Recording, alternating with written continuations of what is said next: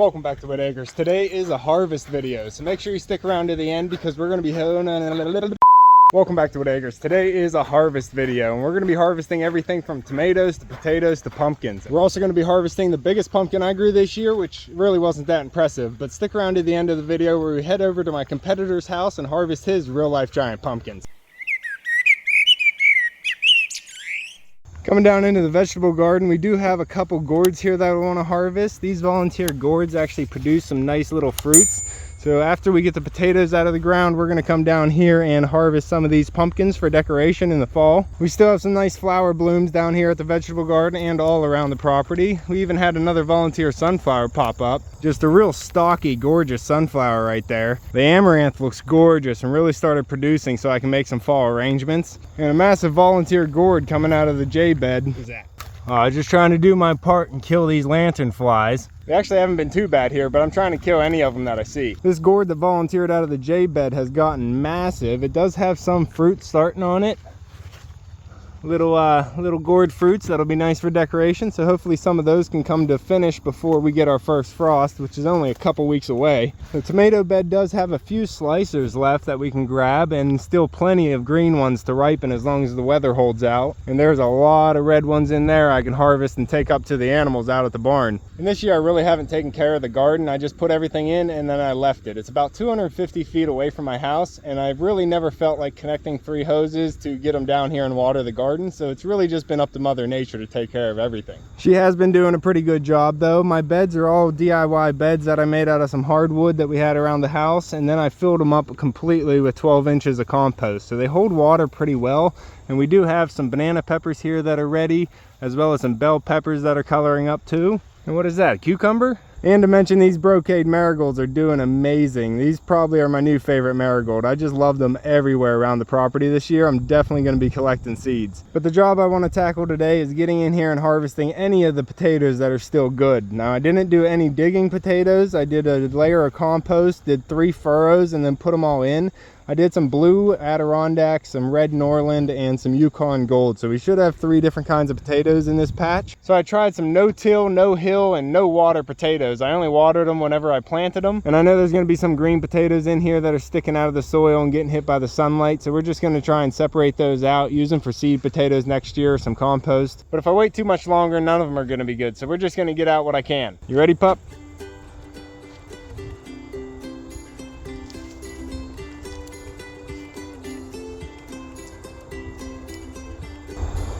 Right, that's a good start right there. 3 good sized and good potatoes.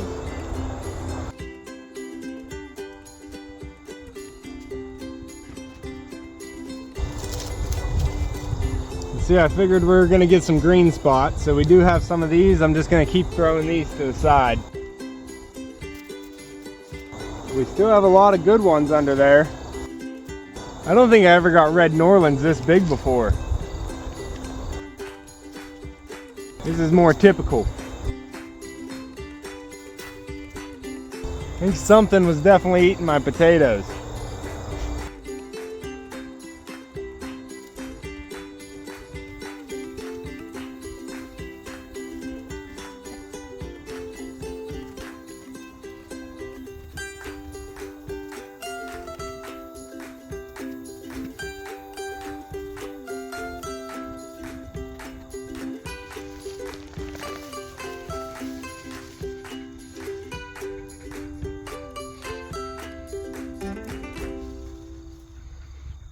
There's so many good ones still. We'll pull this last one out together, but look at all these that could have formed if I had some more soil on top of them.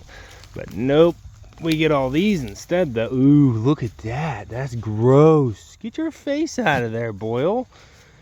That is gross. Yeah, that one's not doing too well. Look at all those little isopods. Yeah, oh, it's leaking on me, Pop. No, we don't. That'll fix it. But we do have some good ones. Let's see here. Nope, not a lot of good ones in this last bunch here, but maybe a couple. Nope. These ones on the end were not too good, but look how many potatoes are under here. Look at that. Weird stuff happening to these potatoes, but maybe a couple good ones. Yeah. Nope. Nope. Look at these potatoes. There's more. Look at them. The multi-stage one there. Tons of isopods. Look at those go. I'm doing work down here, composting. But I think we found a few good ones in this last bunch. Let's grab them. With all the loss that I had, I can't believe I still have this many. I have a full bushel basket of just red potatoes. And look at all these ones that got discarded. We have a bunch that are rotten, some that got eaten, some have holes from the bugs in them, and the other ones just turned green. So I don't know how green a potato can be to still be good, and I don't know if you can cut the green off. So a couple of these that were barely green, I saved. So if you know, let me know in the comments down below whether or not you can just cut that green part off. I have eaten potatoes that were green before, but I've had mixed results. So let me know what you guys know. So that was all just out of the first furrow. We still have 2 more furrows to do, the Adirondack Blue, and then Echo was already working on the Yukon Gold back there, but I'm gonna need another basket already. I used to plant a 100-foot row of potatoes up by the food forest, but then I moved them down here into the vegetable garden. And even with that 100-foot row up there, I only needed 1 bushel basket last year. So this is surprising that I still need to go get another basket, and I planted a lot less potatoes this year. My pap used to use these for harvesting his potatoes, and whenever he passed away, I saved them all. So now I get to use them for all my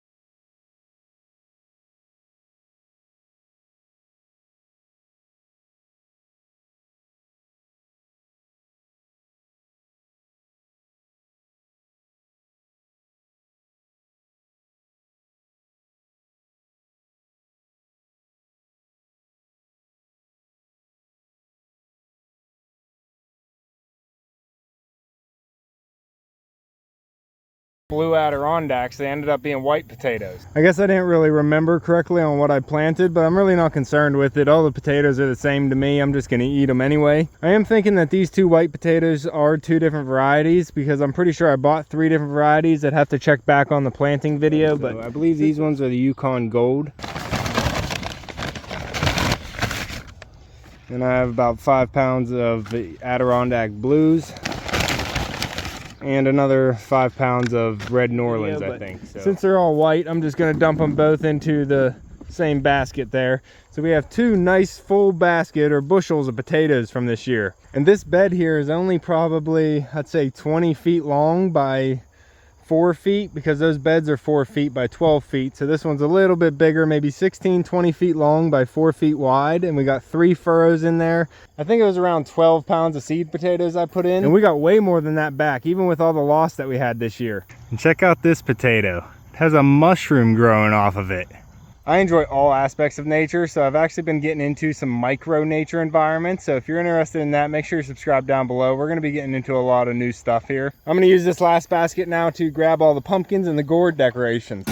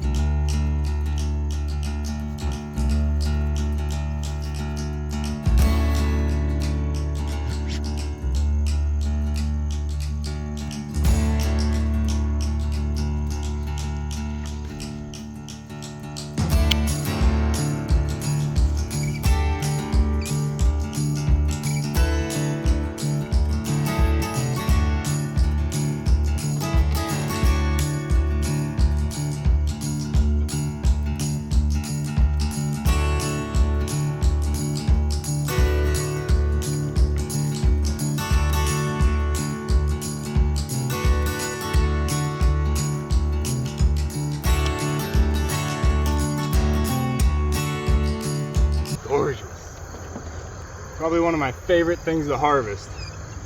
Pumpkins. Ow. Not for that reason.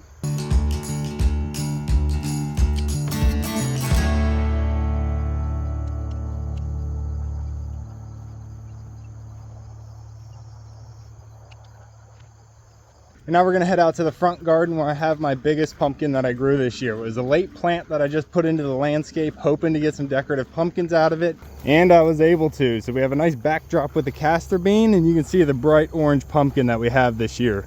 The plant is all but dead, so that means the pumpkin is ready to be harvested. I didn't do anything with this pumpkin, and I think it's actually a first prize pumpkin, not a Dill's Atlantic Giant, but did produce a nice orange pumpkin, so we're gonna get this cut off and put out for decoration. You never want to cut the exact stem of a giant pumpkin. Always cut back there on the vine, and that'll keep any bacteria from entering your cut and into the pumpkin. Should last longer. This, however, is not the only pumpkin we have growing out here in the front yard landscape. This one on the corner of the house is actually a volunteer plant that I left go. So we do have a pumpkin. I think it's a little bit smaller than this one, but we're going to be cutting this one off as well today so we can get a weight on it and then set it out for decoration. All right, let's see what these two weigh. We'll start with the smallest one. And I know there's still a leaf on it, but that's not a big deal. 23.8. That is not a big pumpkin. Let's try the big one now. 31.4. We're seeing a 31.4 on this pumpkin. A little over 30 pounds. I'm pretty happy with that. What do you think, pup? Are the shabunkins still in there? Not after you just scared them. We already have a couple little pumpkins sitting around for decoration that we harvested in the last garden tour. But we will have some gourds. We do have this volunteer gourd that's producing some gourds all around here. And these, I actually forgot about these. We have a volunteer Casper pumpkin growing out of the cold frame here right into the pond. So these ones can get harvested as well. I think I'm gonna leave those on the plant though, because I don't think I can place them in a better spot than the place that they're already growing. And look at this one underneath the sunflower. Long. Look at that guy. He's got a neck on him. How you doing, fishies? Hey, Goldie Hawn. Goldfish. We got Betty White. Oh, the bass is out too. He's swimming around with all of them.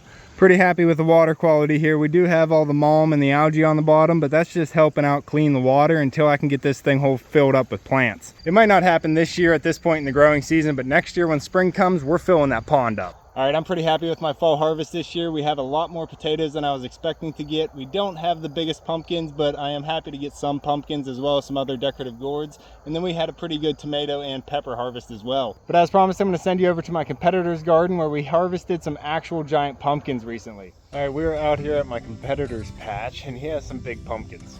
We're gonna be harvesting these pumpkins today, trying to put them on a sled and then taking them up around the house where he wants to keep them for show. This is the smaller of the two, but we're guessing both of them are over 200 pounds. This one looks about 200 pounds, and that one looks closer to about 270, 280 he's getting on his estimation with the measurements. But the plants really died back at this point, so it's really time to harvest these. You gonna keep moving this thing? This dude just lift the pumpkin at this point. Gotta have my leg in there. 1, 2, 3. I know, just Set it up. It's gonna be hard. Oh, there goes the stem. That's how I know, I was trying not to tilt it that way somehow. Lift. Alright, Tilt it back towards you, Cody, a little bit. I'm gonna rock it to me and pull your stem out. Oh, your stem cracked. I think it cracked a little bit. Go pull your packet vine from under. It's smart. I think the vine getting caught ripped it, dude. Yeah, you gotta put some sulfur on that. Pull it my way so we split that sand. So that way it's not resting. There we go. You see it? It's in between the gap. I would, I'll put sulfur on there and I'll wrap saran wrap that's around exactly what I was gonna say. Gotta clean your pumpkin. Yeah. You can use white vinegar too. Stuff, I can get like Mitch and I always use white put vinegar. Like peroxide or alcohol on that cut. And so, like I'm just all sulfur, you know, they're like, oh, don't get in there without alcohol and stuff too. So there's stuff you can do. I think you're gonna be all right.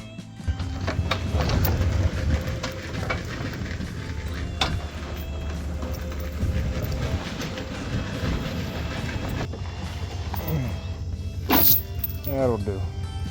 we just want to flip it up first a little bit, see what it is. I don't want to really roll it onto here. No, you're gonna rock it to me up this way. And then slide the tarp underneath again. Yeah. 2, 3. Easier on tarp.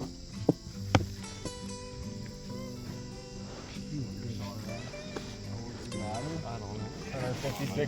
156 pounds against 200. We got a nice yellow moon on the bottom. Yeah, Flat. It's like it's like even like concave.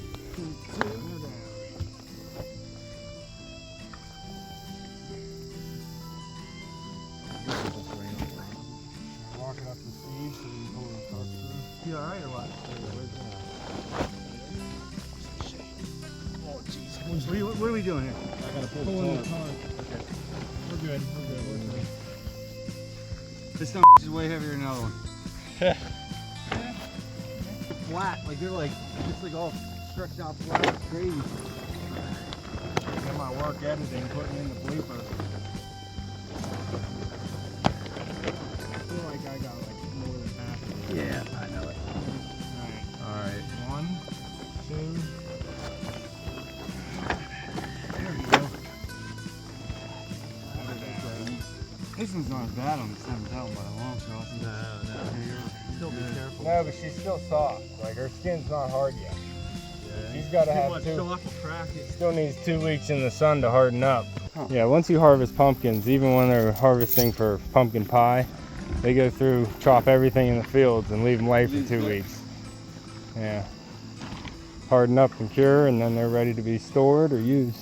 But yeah, you can tell every time you hit your fingernail on it, Yeah, I've seen it. it's taking skin I off. know, man.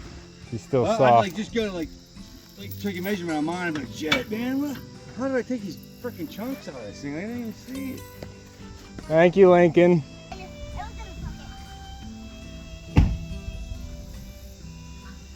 You can drink it, Pop. It's okay. That's not me leaving, bud. You can't ride. No. All right, just maintain a steady pace. You're tightening up right now. You got it. Now maintain.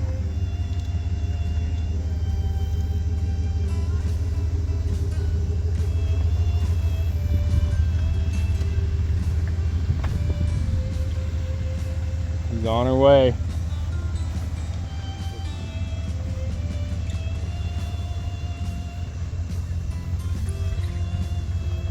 You're all right. You're good.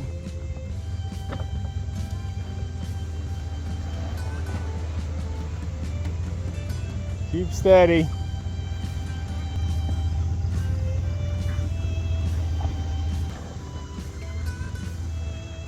You're good.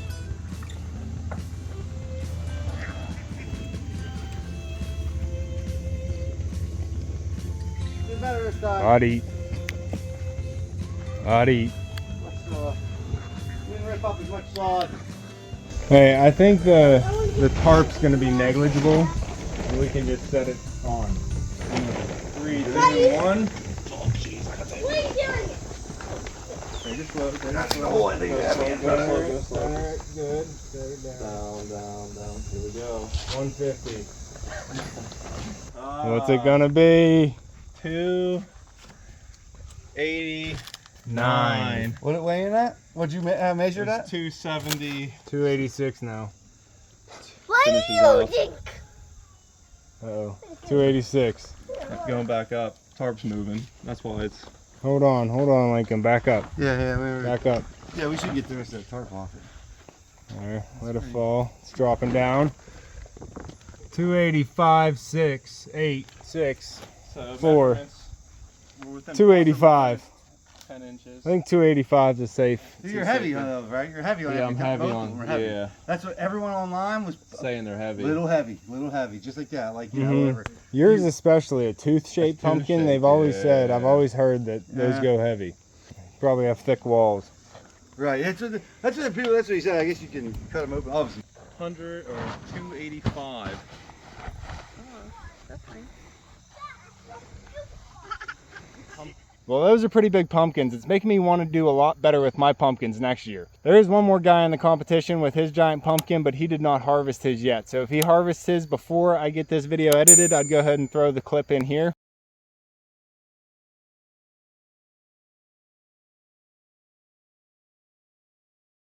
But that's going to be all for this one. I am getting chewed up by mosquitoes. So I hope you enjoyed the harvest video. And if you love nature, make sure to subscribe down below. Hit that like button before you leave, and you can see me and Echo on the next one. Thanks for watching. Now I got to put these all away. I had it staged for the thumbnail.